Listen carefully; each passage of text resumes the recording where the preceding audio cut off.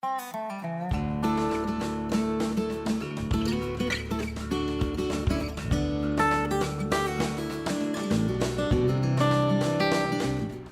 I'm John Hood. I'm the author of a series of historical fantasy novels called The Folklore Cycle. The first two books of the series, Mountain Folk and Forest Folk, were published in 2021 and 2022. The latest book is called Water Folk, and it's about to be published. This is the fifth in a series of videos we've prepared to give you an advanced look at the world of waterfolk. Like its predecessors, Waterfolk depicts key moments in North America's military history, including the Siege of the Alamo and the U.S. attack on Mexico City that brought an end to the Mexican-American War. Mountain Folk and Forest Folk depicted major battles of the Revolutionary War and the War of 1812, respectively. Some of America's most celebrated heroes, such as Winfield Scott, appear in multiple books. I've always been interested in military history. So are my readers, it turns out. It's not that we glorify war, far from it. It can be necessary, of course, but that doesn't mean we should ignore its very real and tragic costs. I'm speaking to you from Soldiers Home Cemetery in Washington, D.C. It's part of a larger complex called the Armed Forces Retirement Home. One of the buildings here is also known as President Lincoln's Cottage, because during the Civil War, he spent about a quarter of his time living here. No, it wasn't originally built as a getaway for a president. It was actually constructed in 1843 to be the home of prominent banker George Washington Riggs. At the time, the property was well north of the capital city itself. 8 years later, the federal government bought the home to create the United States Military Asylum.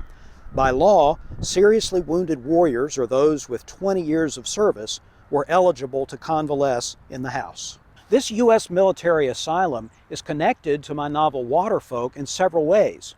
For starters, an entire chapter of the book is set right here. It's 1851. One of my central characters, Sam Houston, is visiting veterans in the newly opened military asylum, along with his fellow U.S. Senators Stephen Douglas, Henry Clay, and Jefferson Davis. Among other topics, these famous senators debate whether Clay's Compromise of 1850 will truly maintain the peace between the slave states and the free states, or if it's only just delayed an inevitable civil war. As we now know, it was the latter.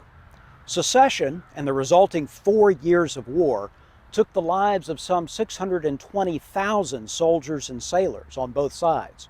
Hundreds of thousands more were injured, maimed, or became civilian casualties over the course of the conflict. In sheer numbers, that makes the Civil War the bloodiest in the nation's history.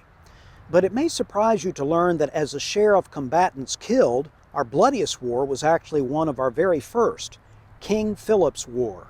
Waged in 1675 and 1676, this conflict pitted the Wampanoag leader Metacomet, also called King Philip, and his Native American allies against the New England colonies and their Native American allies. About 10% of the warriors on both sides were killed during this war. If you've been reading the Folklore Cycle, you know other Indian leaders such as Tecumseh, Junaluska, and Nancy Ward play pivotal roles in my story too. So do the political and military conflicts in which they were involved. Now, another character of mine is also tied to the U.S. military asylum. Readers met him in Forest Folk. He also appears in Waterfolk. Major Ichabod Crane, that's the real Ichabod Crane, was the asylum's first governor when it opened in 1851. In future videos, I'll show you even more of the fantastic world of Waterfolk. You can always go learn more for yourself by visiting the website for the series. That's folklorecycle.com. While there, you can learn all about the previous books, you can learn about the characters, the settings, the major themes, and of course, you can order all of the books as paperbacks, as ebooks, or as audiobooks. See you soon!